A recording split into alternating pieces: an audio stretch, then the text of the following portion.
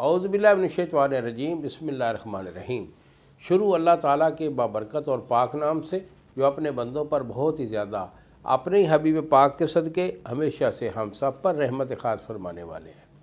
کشتہ ساز حکیم بابا سیف اللہ کی طرف سے میرے تمام دوستوں کو السلام علیکم ورحمۃ اللہ وبرکاتہ۔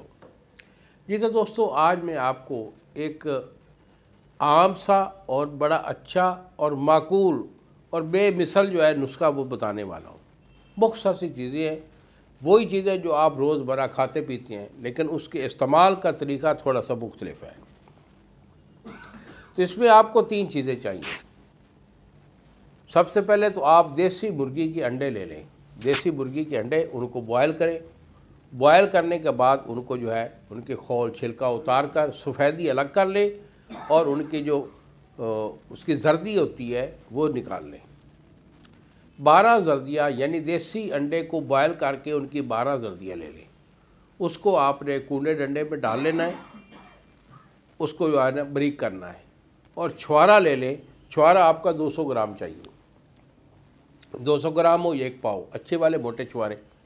ان کو آپ نے ان کی جو بغد ہوتا ہے، جن کے اندر وہ ہوتی ہے ہارڈ سی گلی، وہ نکال کے پھینک دیں۔ اس کو اچھی طرح کوٹ لیں یا گرینڈ کر لیں، صفوف بن جائے گا۔ تو جب یہ آپ کی زردی بالکل باریک میلٹ ہو جائے تو اس کے بعد اس میں صفوف ڈال دیں، چھوارے کا صفوف۔ اس کو اچھی طرح مکس کریں۔ یہ دونوں مکس ہو کر ایک جان ہو جائیں گے تو پھر آپ نے لینا ہے شہد خالص۔